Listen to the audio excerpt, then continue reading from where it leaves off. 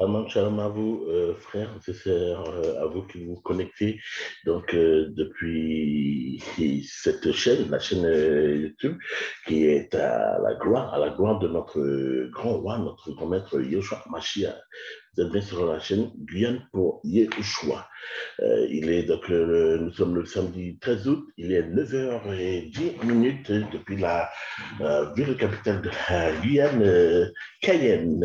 Et donc, nous nous connectons pour faire une courte exhortation euh, qui a pour but de nous édifier chacun les uns les autres pour vraiment chercher à rendre gloire à notre grand maître, Yeshua, Jésus-Christ. Euh, nous disons donc à tous bonjour, bonjour à toute la Guyane, que vous soyez de Cayenne, Réveil mon Dieu, Salon, Saint-Georges. Nous vous disons à tous un grand bonjour en Yeshua et que cette journée puisse être bien ensoleillée dans vos vies, dans vos cœurs, remplis de l'amour de Yeshua. Bonjour à la Guadeloupe, bonjour à la Réunion, à la Martinique, à Mayotte. Bonjour à la France métropolitaine, du côté de Lille, de Paris, du Mans, de Marseille, un peu partout. On vous dit, quel que soit là où vous trouvez, bonjour et soyez remplis de l'amour de Yeshua. Sans plus tarder, remettons ce moment en prière. Père Saint, nous te louons, nous te rendons grâce, Seigneur. Merci, Seigneur, pour ce souffle de vie que tu nous donnes, Seigneur. Merci, Seigneur, pour cette grâce qui nous accorde de pouvoir, Seigneur, faire cette exhortation, Seigneur. Une exhortation que tu guides, Seigneur, que tu puisses guider, Seigneur, que tu puisses déposer les mots, les paroles qu'il faut dans le cœur de ton serviteur, sur les bouts de lèvres de ton serviteur, et que, Seigneur, tu puisses parler à travers la bouche de ton serviteur. Père, que tu puisses toucher ceux qui se connectent pour la première fois, Seigneur. Père, que tu puisses convaincre, Seigneur, Père, que tu es le roi, le seul et unique, que tu es vivant, que, oh Seigneur, que ta parole est la vérité. Yeshua est la vérité. Oh, merci, Papa, que tu puisses nous guider, Seigneur, nous guider sur ce chemin, le chemin de la vie, au nom puissant de Yeshua. Papa, nous t'avons prié. Amen. Merci à vous, vous tous qui êtes connectés. Sans plus tarder, nous allons donc entrer dans le vif du sujet. Nous allons donc prendre la parole. Cette exhortation elle s'adresse directement à notre jeunesse, à la jeunesse guyanaise, qui malheureusement vit des moments très troublants, puisque énormément de meurtres, énormément de meurtres. On se rend compte que cette jeunesse, mais ce n'est pas propre qu'à la Guyane, hein. Ce n'est pas propre à la Guyane. On peut voir ça partout, un peu partout. On voit cela, quels que soient les pays où on voit, mais on voit que c'est de plus en plus ciblé vraiment sur notre jeunesse. Donc, frères et sœurs, il faut vraiment que nous puissions prier pour nos enfants, prier pour la jeunesse. Et que, Seigneur, nous ne sommes pas dans un jeu. Ça attriste vraiment le Seigneur. Prenons la parole, et notamment dans le livre d'Ecclésiaste. Donc, pour la Bible, on sera dans Ecclésiaste 11 à partir du verset 9. Et pour d'autres versions, vous pouvez donc retrouver ces passages à partir de Ecclésiaste 12, notamment dans la Ligue seconde. Donc voilà, allez, au verset 9 pour la Bible, dans Ecclésiaste, il est dit, jeune homme, réjouis-toi dans ta jeunesse, que ton cœur te rende joyeux pendant les jours de ton adolescence. Marche selon les voies de ton cœur et la vision de tes yeux. Mais sache que pour toutes ces choses, Elohim te fera venir en jugement. Amen. Voilà. Nous allons donc nous arrêter sur ce verset. Oui, on a tous été jeunes. On a tous fait des bêtises.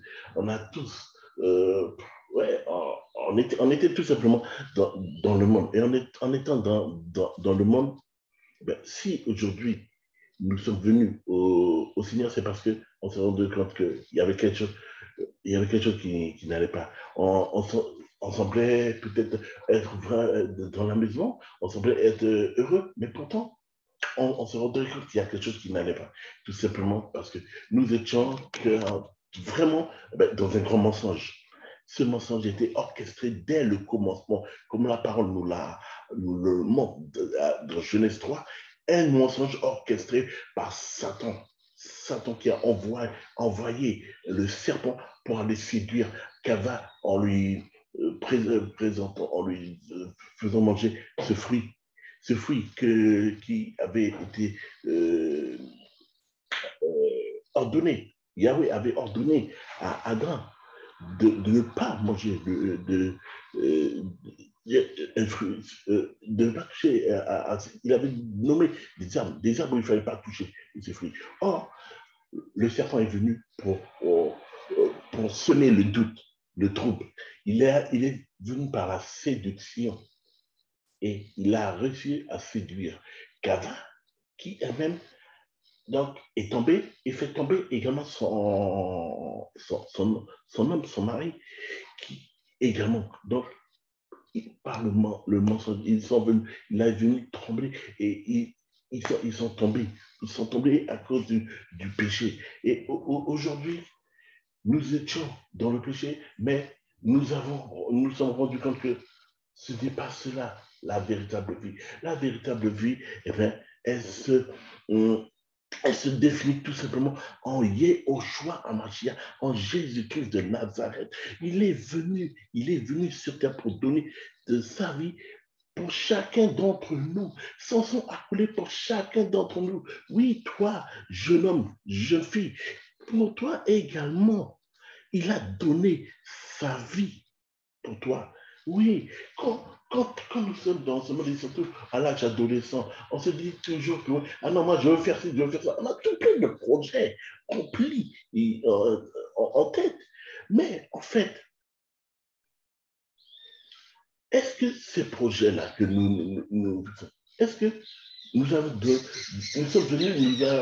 nous sommes tenus devant le Seigneur? Non. Mais pourquoi? Parce que quand on ne connaît pas le Seigneur, on pense que nous sommes maîtres de notre vie. On croit que tout nous est dû, en fait. On peut prendre, on n'a qu'à faire, on veut diriger, voilà, le véritable terme, c'est cela. On veut diriger sa vie comme on le souhaite. Mais sachant qu'au-dessus de nous, il y a une grande autorité. C'est le roi de gloire, le roi des rois. Yehoshua. Yehoshua, il a un plan pour chacun d'entre nous. Pour chacun d'entre nous. Toi qui écoutes là, il a un plan pour toi. Et ce plan-là, il n'y a aucune faille. Il est parfait, ce plan-là. Nous ne comprenons pas tout, mais soyons sûrs d'une chose, ce que le Seigneur a prévu est parfait pour chacun d'entre nous. Le Seigneur a tracé la route. Il est venu, il a tracé la route. Il a dit, je suis le chemin, la vérité et la vie. Il est le chemin, donc il te montre la route que tu dois prendre. Car au bout de cette route, il va t'enseigner maintenant. Il va t'enseigner la vérité. C'est que les hommes doivent rechercher. Il est la vérité. Et il nous a dit que il était nécessaire qu'il parte, mais qu'en partant, il ne nous laisse pas seuls.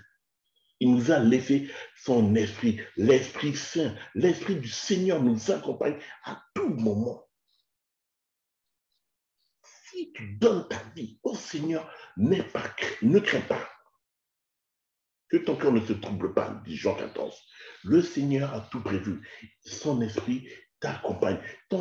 Premièrement, son esprit va te convaincre de pécher. Donc, tu seras convaincu que la vie que tu as jusqu'à aujourd'hui, ben, ce n'est pas ce que le Seigneur veut pour toi. Le Seigneur a autre chose de prévu pour toi. toi. Et maintenant, il veut t'arracher à ce mensonge que Satan a perpétré dès le commencement. Dans Jean 14, verset 1, il dit que votre cœur ne se trouble pas. Vous croyez en Elohim, croyez aussi en moi. Ne nous laissons pas tromper. Satan est un menteur. Satan est venu pour nous ôter. Il veut nous arracher. Lui, il est déjà condamné. Satan est déjà condamné. Mais il vient par des mensonges.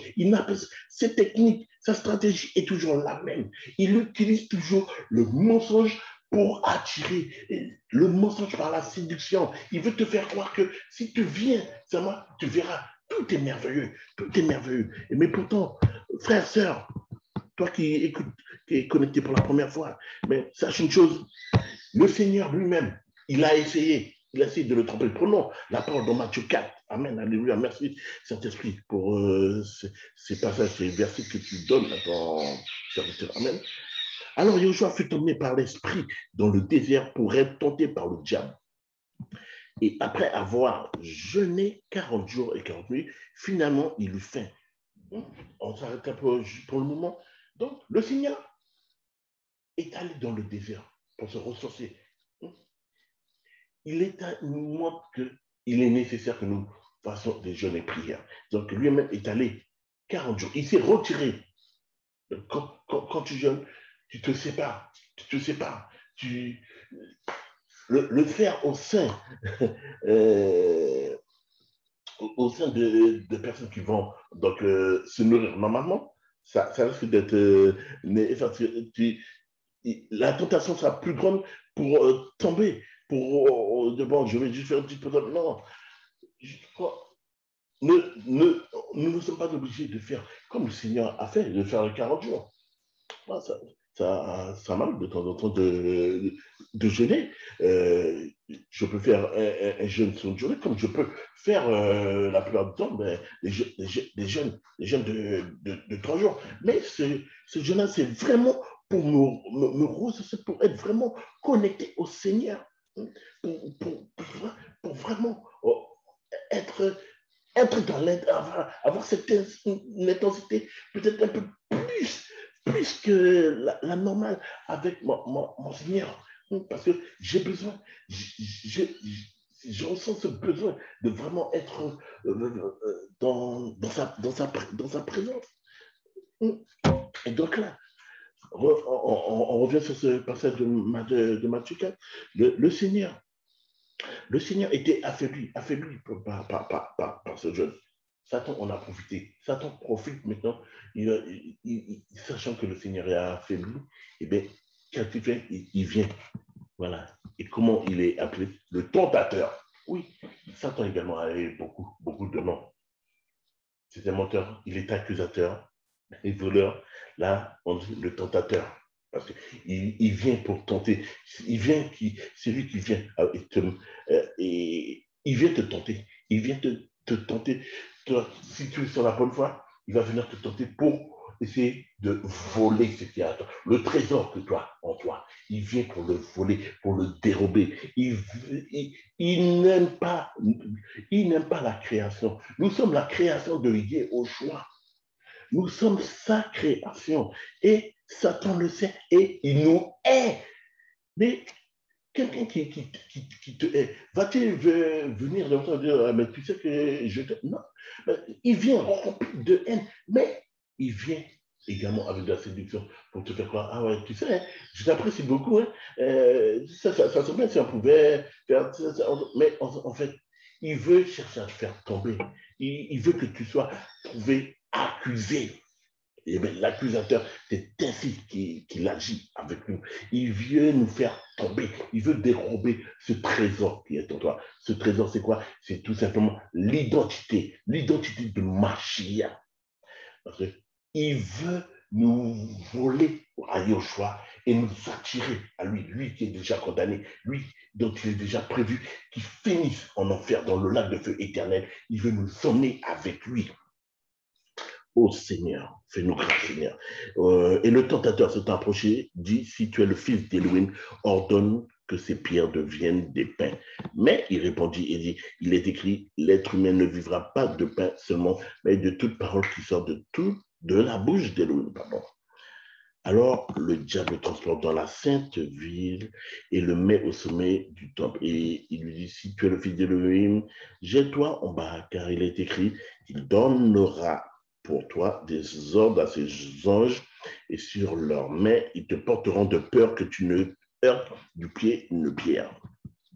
Joshua lui dit, il est aussi écrit, tu ne tenteras pas le Seigneur ton Elohim. Il est venu pour tenter, mais pensant que le Seigneur était affaibli et qu'il aurait pu peut-être le soudoyer. Mais Joshua est notre roi, il est le roi des rois. Oh Seigneur, merci Seigneur. Tu ne peux tenter le Seigneur. Rendons grâce au Seigneur. Oh Seigneur, merci. Merci pour ta parole, Seigneur. Merci pour cet exemple que nous donnes. Oui, parce qu'à travers, on voit bien qu'à travers ce passage, il est possible, oui, il est possible de pouvoir résister. Le Seigneur, nous ne sommes pas seuls, frères, sœurs, nous ne sommes pas seuls. Le Seigneur est à nos côtés chaque jour. Il est à nos côtés. On peut trouver certainement plus compliqué que d'autres, mais il nous a dit que pour le chrétien déjà, il est nécessaire de passer par des moments d'épreuve, ces moments compliqués que nous vivons. Ben, en fait, ce sont des épreuves. Ce sont des épreuves qui sont là pour nous permettre de grandir, pour nous permettre d'avancer. Et ça nous permet également d'être épurés, C'est comme lorsque nous allons à l'école. J'aime bien prendre cet exemple quand je parle des épreuves. Ben, nous sommes tous allés à l'école. Et si nous voulions passer en classe supérieure, eh bien, il fallait qu'on apprenne, qu'on fasse nos devoirs, qu'on apprenne bien nos leçons et qu'on ait les meilleures notes, afin que à chaque fin d'année, qu'on puisse avoir la meilleure des récompenses, la récompense de notre travail, qu'on puisse avoir ce carnet où notre montée en classe supérieure est validée. Eh bien, c'est pareil dans les épreuves. Tu vas avoir des moments compliqués, mais sache une chose, le Seigneur, dans cette épreuve, il a un message pour toi. Il veut, non seulement il ne te laisse pas seul, car dans 1 Corinthiens 10, il nous dit qu'il nous donne le moyen de sortir de cette épreuve. Donc, tu n'es pas seul. C'est en t'appuyant sur Yahushua que tu sortiras, que tu seras vainqueur dans cette épreuve. Parce que n'oublions pas, Yahushua a déjà vaincu Satan, il a vaincu la mort, il a vaincu la maladie et les ténèbres. Ils sont tous vaincus. Il est sur la croix, il a dit, tout est accompli. Donc, frères, sœurs, jeune homme, jeune fille, crois que le Seigneur a déjà tout réglé pour toi. Crois que ta vie est entre ses mains. Crois simplement. Ne sois pas dans le doute. L'amusement, c'est rien. C'est futile. Qu'est-ce que l'amusement peut t'apporter? À toi, Guyanais. Je vais m'adresser surtout aux Guyanais qui ne peuvent, selon eux, vivre sans leur carnaval. Qu'est-ce que le carnaval? Il y a un esprit satanique derrière cela. Le carnaval vous cause la perdition de la Guyane. Vous attristez le Seigneur avec votre carnaval. Il n'y a que de la débauche. C'est vulgaire. Le Seigneur n'est pas dans cela.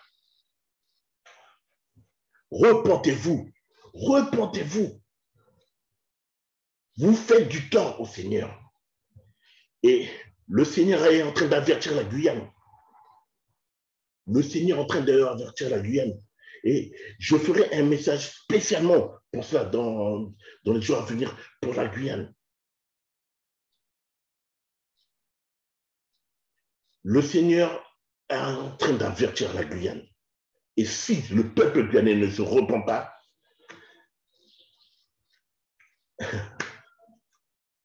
oh Seigneur, aie pitié, aie pitié. Ah, Seigneur, alléluia. Donc oui, jeune homme, jeune fille, ta vie, tu es à la croisée des chemins.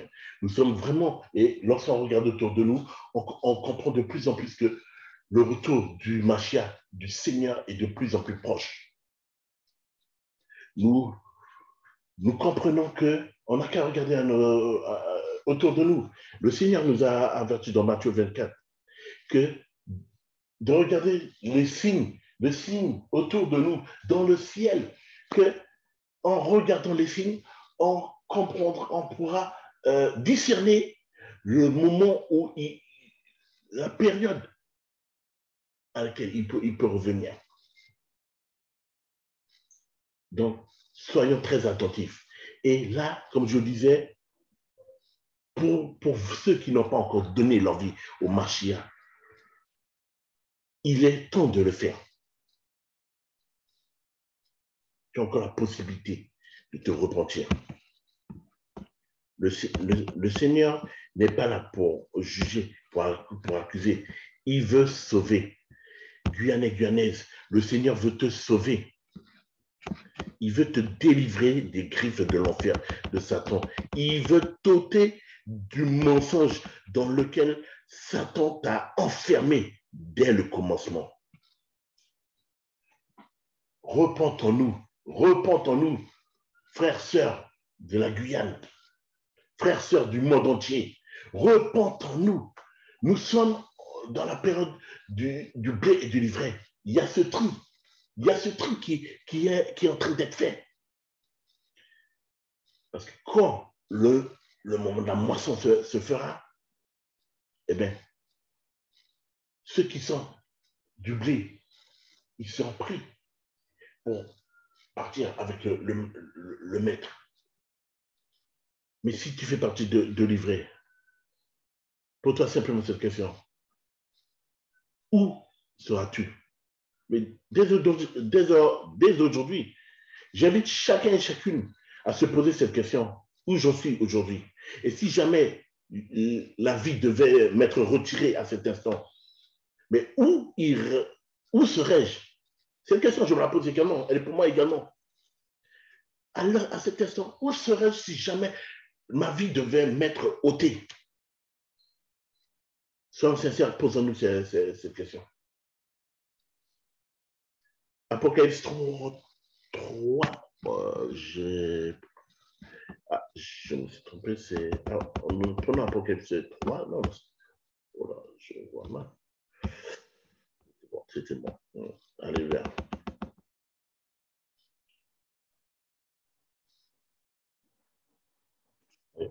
À partir du verset 14, Amen. Écrit aussi à l'ange de l'assemblée de Laodicée. Voici ce que dit l'Amen, le témoin fidèle et véritable, le commencement de la création d'Élohim. Je connais tes œuvres, parce que tu n'es ni froid ni bouillon, si seulement tu étais froid ou bouillon. Ainsi, parce que tu es tiède et que tu n'es ni froid ni bouillon, je te vomirai de ma bouche. Parce que tu dis, je suis riche, abondant en ressources matérielles et je n'ai besoin de rien. Mais tu ne sais pas que tu es malheureux, misérable, pauvre, aveugle et nu. Amen. Oui, on a beaucoup de personnes autour de nous. On voit dans le monde entier. Mais comme je vous dis, là, je vais parler de ce que je vois au quotidien. Donc, ici, en Guyane, beaucoup de nos compatriotes ont de belles et grandes maisons, ont de belles voitures, ont un poste bien placé. On a beaucoup de fonctionnaires, beaucoup de cadres dans notre Guyane. Mais sont-ils si heureux que cela? Quand on les regarde comme ça, eux-mêmes vont nous donner cette impression que tout va bien dans leur vie. Mais voici ce que la parole vous dit. Parce que tu dis, je suis riche, abondant en ressources matérielles et je n'ai besoin de rien. Mais tu ne sais pas que tu es malheureux, misérable, pauvre, aveugle et nu. C'est le Seigneur qui est en train de te parler. Ça ne vient pas de frère Rudy. C'est le Seigneur en personne qui parle. Et voici, mais le Seigneur est tellement bon qui te donne ce conseil. Voici le conseil qu'il te donne. Je te conseille d'acheter de moi de l'or fondu par le feu et purifié. afin que tu deviennes riche, et des vêtements blonds, afin que tu sois vêtu et que la honte de ta nudité ne paraisse pas, et un collier pour oindre tes yeux, afin que tu vois. Moi, je reprends et je châtie tous ceux que j'aime.